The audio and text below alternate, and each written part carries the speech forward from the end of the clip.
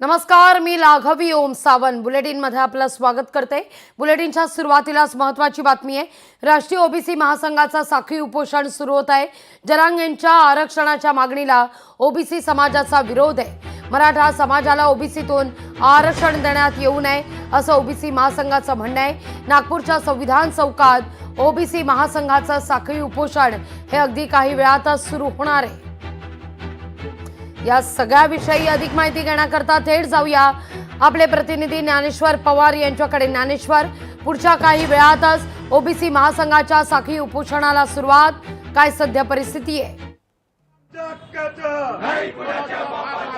अगदी लागवीजी मी सांगू इच्छितो की ओबीसी महासंघाचं साखळी उपोषण या ठिकाणी सुरू झालेलं आहे। आपण पाहू शकतो नागपूरच्या संविधान चौकामध्ये मोठ्या संख्येने ओबीसी बांधव पदाधिकारी जे आहेत दाखल झाले। खुद्द जे नेतृत्व करताय ओबीसी महासंघाचे राष्ट्रीय अध्यक्ष डॉक्टर बबनराव तायवाडे, तसेच भाजप आमदार तथा ओबीसी नेते डॉक्टर आशिष देशमुख यांची देखील या ठिकाणी जे आहे ते उपस्थित आहे। एकूणच आपण या साखळी उपोषणासंदर्भात डॉक्टर बबनराव तायवाडे संवाद साधूया।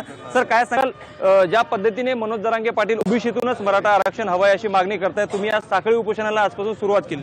त्याच तर मागणीला आमचा विरोध आहे ना, की आम्हा ओबीसींना 43 वर्षाच्या अथक परिश्रमानंतर 43 वर्ष आम्हाला आणि आमच्या पूर्वजांना रात्रंदिवस एक करून संघर्ष करावा लागला आणि त्या संघर्षानंतर 7 ऑगस्ट 1990ला हे 27% आरक्षण या देशातील 60% जनतेला मिळालं, ज्याची अंमलबजावणी 1993 पासून झाली।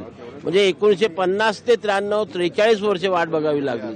त्या आरक्षणाला आता कोणीतरी तडा देण्याचं काम करत आहेत, त्याच्यामध्ये घुसण्याचा प्रयत्न करत आहेत।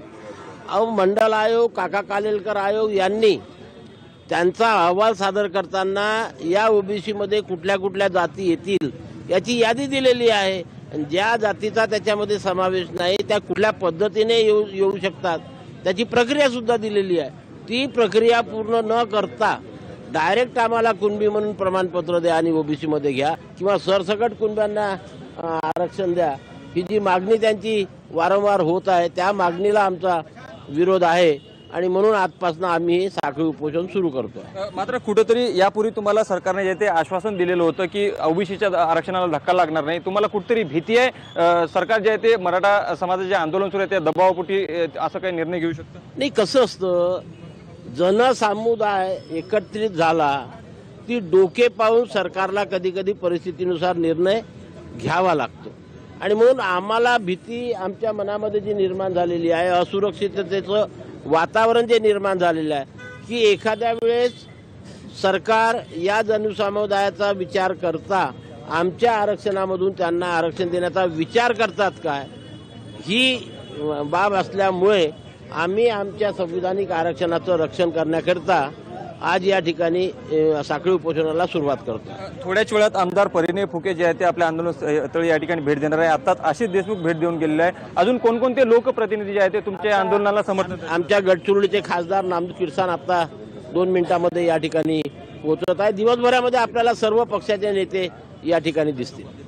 नक्कीच आपण पाहायला जर गेलं तर मोठ्या संख्येने ओबीसी बांधव या ठिकाणी जे आहे ते दाखल झाले आणि साखळी उपोषणाला एकूणच सुरुवात झाली आहे। नुकतंच भाजपचे आमदार आशिष देशमुख यांनी या ठिकाणी उपोषण स्थळी जे आहे ते भेट दिलेली आहे। त्यामुळे अजूनही अन्य जे लोकप्रतिनिधी असतील, विदर्भातील महाराष्ट्रातील सर्व लोकप्रतिनिधी या ठिकाणी जे आहे ते समर्थन दर्शवण्यासाठी येतील अशी भावना जी आहे ते डॉक्टर बबनराव तायवाडे यांनी आताच नुकतंच बोलून दाखवली आहे। थोड्याच वेळामध्ये काँग्रेसचे खासदार नामदेव किरसान हे देखील या ठिकाणी येणार असल्याचे त्यांनी माहिती दिली आहे। तर डॉक्टर परिणय फुके हे देखील या ठिकाणी येणार आहे। तरी मराठा समाजाची आंदोलनाची तीव्रता पाहता ओबीसी समाजाच्या आरक्षणाला धक्का लागू नये या भीतीपोटी आजपासून त्याचा निषेध, त्याचा विरोध दर्शवण्यासाठी जे आहे ते नागपूरच्या संविधान चौकामध्ये ओबीसी महासंघाचं सध्याला हे साखळी उपोषण त्याला सुरुवात झालेली आहे। आणि हा साखळी उपोषण जे आहे ते अशाच पद्धतीने जोपर्यंत सरकार ठोसपणे त्यांना आश्वासन देणार नाही तोपर्यंत अविरत सुरू राहणार अशी भूमिका जी आहे ते सध्याला ओबीसी महासंघाची एकूणच दिसून येत आहे। लागवीजी अगदी ज्ञानेश्वर, तुर्तास धन्यवाद, तुम्ही दिलेला एकूणच सविस्तर माहिती